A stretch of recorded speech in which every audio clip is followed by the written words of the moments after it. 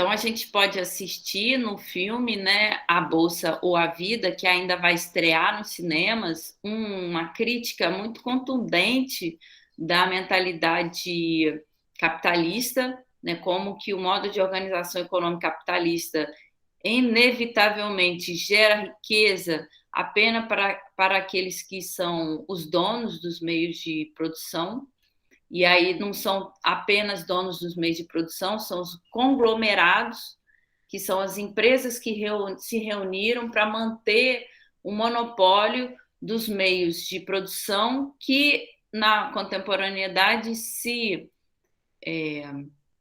confundem com os meios de comunicação.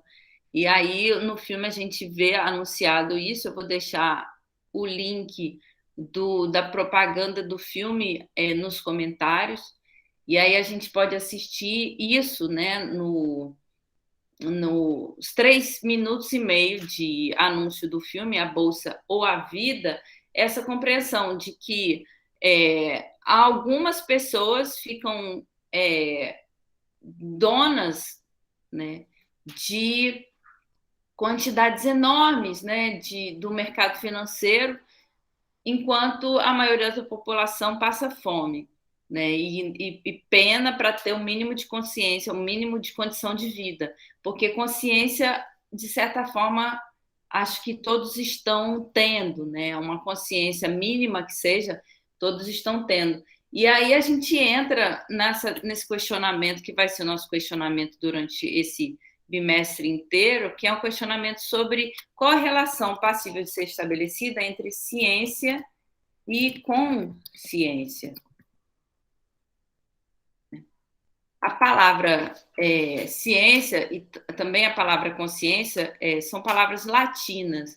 Ciência quer dizer saber, né, do latim e quer dizer saber. Na sua origem, a palavra isire está relacionada a um saber, que é um saber também originado do sabor.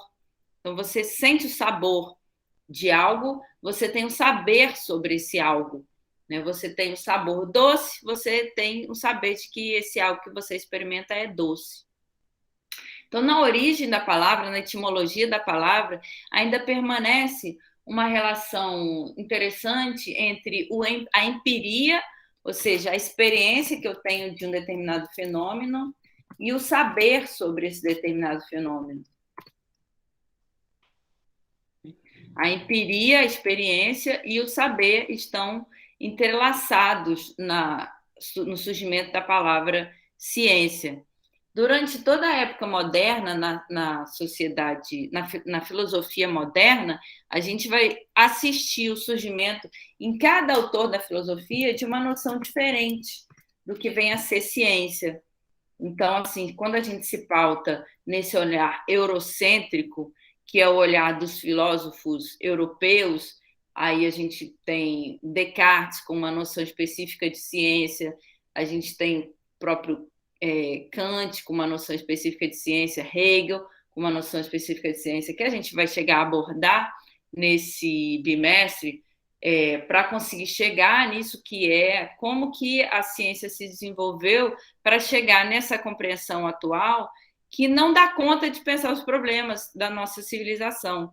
Então, assim, o problema maior talvez seja que a ciência, tal que como ela se encaminhou, tanto a partir do processo de disciplinarização, que é a criação de disciplinas a partir das quais os cientistas trabalham, a ciência ela se dispersou, né, e ela passou a se tornar incapaz de absorver isso de que a gente tanto precisa, que é a consciência. E aí, como que se dá a consciência?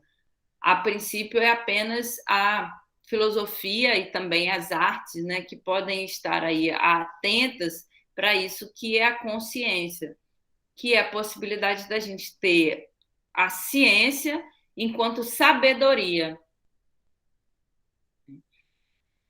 E aí a gente estaria, de certa forma, retornando a uma sabedoria de origem grega, mas que talvez permaneça aí nas filosofias africanas e até nas filosofias brasileiras, que é essa possibilidade de alertar com relação à compreensão de que dificilmente a ciência, enquanto um saber técnico, ela vai estar capacitada de realizar a sabedoria que a consciência permite.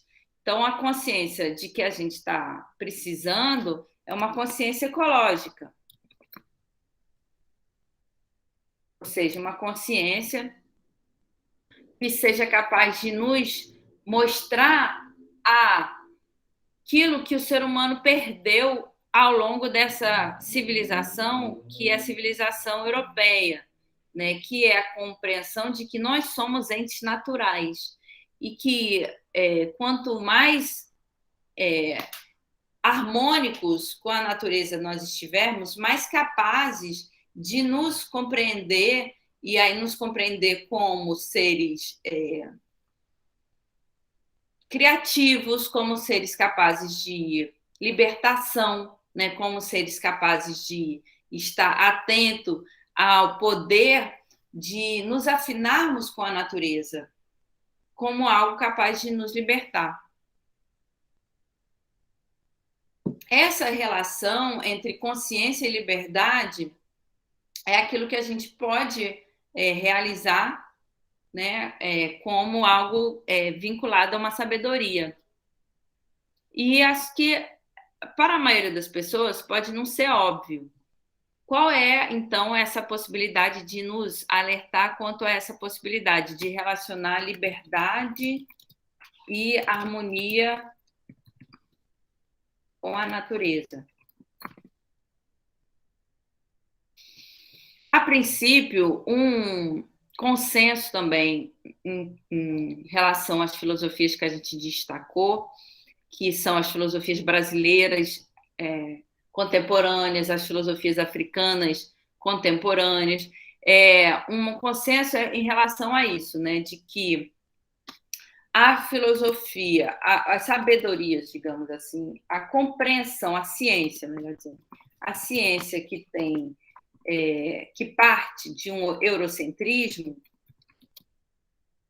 ou seja, de uma compreensão de que a civilização europeia é o ápice daquilo que a humanidade pode chegar, essa ciência eurocêntrica, ela peca pelo seguinte: ela não consegue compreender o ser humano como um ser da natureza, né? Ela desvincula a história da humanidade da natureza.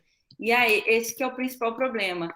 Quando você compreende que o ser humano não é um ser humano, não é um ser natural, mas é um ser de cultura e que essa cultura ela permanece desvinculada da natureza, aí você tem um problema que é a impossibilidade de retornar com essa cultura à natureza.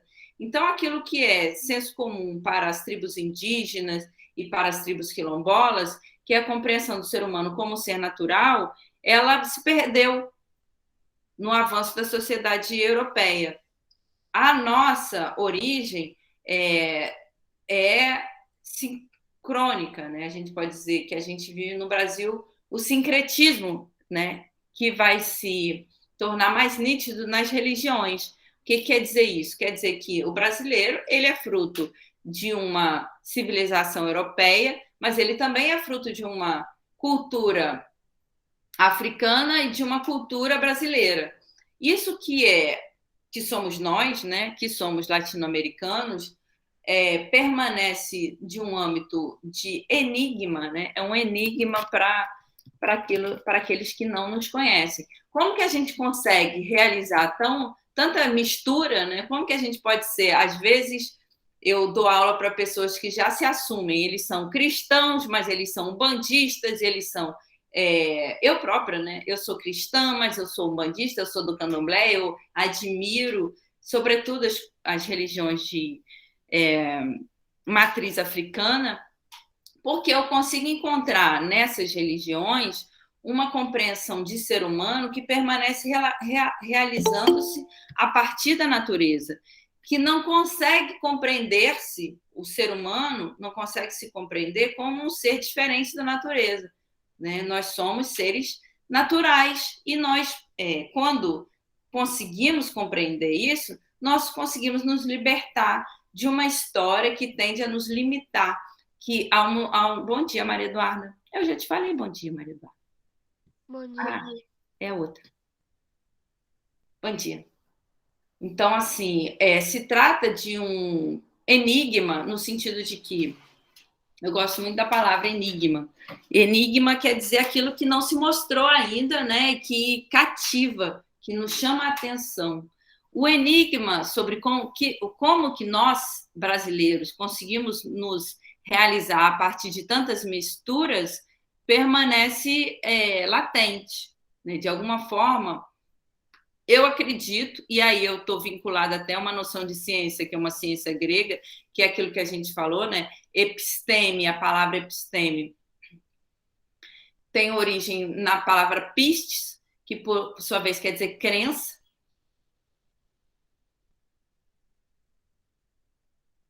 E a pistes grega, ela está vinculada a uma certeza que é uma certeza muito simples, que é a seguinte, a certeza de que quando a gente ouve um pássaro, a gente ouve um pássaro. E a gente pode ouvir aquilo que o pássaro diz. Isso que, de certa forma, nos pajés, né, na pagelança das tribos indígenas, é um método, né, para se conseguir até sobreviver em meio às vezes, até o genocídio. Então, você poder ouvir um pássaro, o que significa? Significa que, de certa forma, você tem uma harmonia com aquele ser, né, que canta. E quando o pássaro canta, ele é capaz de dizer muitas coisas. Um pássaro pode dizer, por exemplo, que está tendo perigo ao redor. Ou um pássaro pode dizer, não, está sem perigo, a gente pode ficar aqui. Agora, justamente, o que é essa atenção que o pássaro pode ter e que eu posso aprender a partir do momento que eu aprendo a ouvir o pássaro? É uma atenção que os povos dessa terra, os povos autóctones, né, os povos originários, já tinham e que a civilização que aqui chegou não tinha. Então, a civilização eurocêntrica, a civilização europeia, ela já vem no seio de uma ambição que é a ambição de tirar dessa terra aquilo que essa terra poderia gerar de riqueza financeira. No seio dessa civilização, a gente não tem como voltar a enxergar a natureza como capaz de nos fornecer consciência. Então, essa compreensão que a gente estava falando antes, de que o pássaro ele tem uma consciência, né? E que a gente pode aprender a ter essa consciência se a gente aprende a ouvir o pássaro. O que para mim é muito óbvio, né? É óbvio, até um cachorro, um gato, né? A gente não precisa chegar àquilo que talvez seja que não seja do cotidiano de vocês, que é ouvir um pássaro. Mas às vezes ouvir um gato, um cachorro. O cachorro, ele late quando tem perigo e ele fica tranquilo quando não tem perigo. Então, é você poder saber, olha, entre eu e o meu cachorro existe uma sintonia que é capaz de mostrar que nós juntos podemos ter uma consciência que a maioria das pessoas não tem, porque a maioria das pessoas está vinculada a essa civilização europeia até no seio do que a gente compreende de senso comum. Ou seja, no senso comum, a gente não tem uma consciência que nos revela a potência que é você ouvir um animal e ouvir o que um animal pode dizer a respeito da situação em que você está existindo. Então, assim, é muito nítido para mim que a gente tem um manancial de conhecimento, de sabedoria, que permanece um enigma para os outros povos e até para os povos que aqui nessa terra resistem, né? Que eles lutam contra o desaparecimento dessa sabedoria, que é com relação à sabedoria simples de você poder ouvir um animal como detentor de um conhecimento ou de uma consciência, melhor dizendo, né, de uma consciência que o ser humano ainda pode ter e tem que ter para conseguir continuar existindo nessa Terra.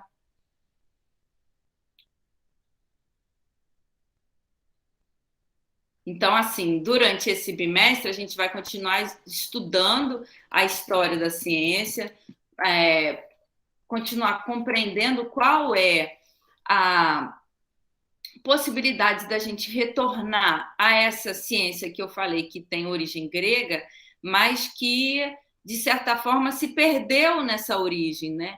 Então, em função mesmo da forma como a filosofia veio se constituindo ao longo da história do próprio cânone da filosofia, e esse cânone como tendo lugar na civilização europeia, como sendo, de certa forma, idólatra, né? Ela faz uma idolatria, a palavra é grega, idolatria, daquilo que é propriamente as suas condições de possibilidade. Então, quando a gente fala assim, é uma palavra grega, ídolon, eidolon, que é a palavra grega, eidolon, que vai dar a palavra idolatria, eidolon quer dizer imagem. Quando você faz uma idolatria, você reverencia uma imagem. A idolatria é reverenciar imagens. Então, por exemplo, você pode ter um ídolo do rock e você tem uma reverência por esse ídolo. Você faz idolatria. A idolatria, ela é condenada tanto por Platão na República, quanto por algumas religiões. Sabidamente, a religião judaica condena a idolatria como sendo aquilo que é não do âmbito do divino, mas no âmbito de uma heresia. Ou seja, é contra o desejo de Deus que você permaneça no âmbito do falso, que é o âmbito da idolatria. A idolatria seria sempre vinculada ao falso, enquanto Deus seria da ordem do verdadeiro. Isso que tem tanto na filosofia de Platão quanto na religião judaica, ela nos é capaz de permitir uma crítica com relação ao próprio modo da filosofia se realizar. Então, o que eu estou querendo dizer é que, no campo da filosofia, como ela se constituiu em grande parte da filosofia brasileira, a gente permanece fazendo idolatria dos filósofos e perde a possibilidade de reunir aquilo que nos permitiria ter liberdade com relação a essa própria forma de pensar o ser humano. Então, quando a gente vai fazer filosofia brasileira, muitas vezes a gente faz o quê? A gente repete a filosofia grega, a gente repete a filosofia medieval, a gente repete a filosofia moderna, a filosofia eurocêntrica, a filosofia francesa ou a filosofia alemã, e a gente perde de vista uma oportunidade que está se abrindo cada vez mais em função do anúncio, né, da falência dos ecossistemas, que é uma possibilidade de reunir com as sabedorias que têm origem nessa terra e que permaneceram estigmatizadas ao longo da nossa história, e abrirmos também para as sabedorias de origem africana, que também permaneceram estigmatizadas em função aí do nosso passado escravocrata. Então, assim, na verdade, eu os convoco, né, a ter uma postura crítica com relação tanto à filosofia quanto com relação à ciência e ter atenção àquilo que, de certa forma, o coração de vocês já sabe, que é poder estar atento à sabedoria que nos é capaz de salvar, tanto no âmbito da nossa compreensão enquanto seres existentes, né? Quanto, digamos assim, cada um de nós sabe daquilo que pode saber. Então, se trata, assim, de uma compreensão de que o que quer dizer ciência na sua origem, quer dizer saber. E aquilo, o que a gente pode saber? Como que a gente pode saber aquilo que a gente pode saber? Bom, de certa forma, vocês vindo para a aula aqui já está aí anunciando um despertar, né, para essa possibilidade, que é a possibilidade de estar com desejo de saber aquilo que vocês podem saber. Então, o primeiro ponto daquilo que a gente pode saber é que a gente pode saber algumas coisas e outras coisas a gente não pode saber. De certa forma, a gente está requisitando, nós estamos sendo requisitados por parte da nossa época a dar uma resposta, ou pelo menos alcançar um questionamento mais sintonizado com a natureza sobre aquilo que a gente pode fazer para nos afinarmos com a natureza de modo que a gente possa dar uma solução para esses problemas que são com relação à falência dos ecossistemas. Tenho confiança de que nós, brasileiros e brasileiras, podemos, de certa forma, trazer um modo de ser no mundo que não é, de certa forma, aquele que foi anunciado por Marx, né, que é o comunista, nem o que foi anunciado pelas escolas americanas, inglesas, com relação ao capitalismo. Não acho que o brasileiro ou a brasileira seja necessariamente afim de ser comunista ou afim de ser capitalista, mas que a gente possa, de certa forma, trazer aí uma compreensão sobre como que a gente pode guardar, sermos guardiões da natureza e sermos também guardados pela natureza. Então, nesse bimestre, a gente vai permanecer nesse âmbito da discussão sobre como que a gente pode ter uma consciência ecológica que seja aí capaz de nos salvar.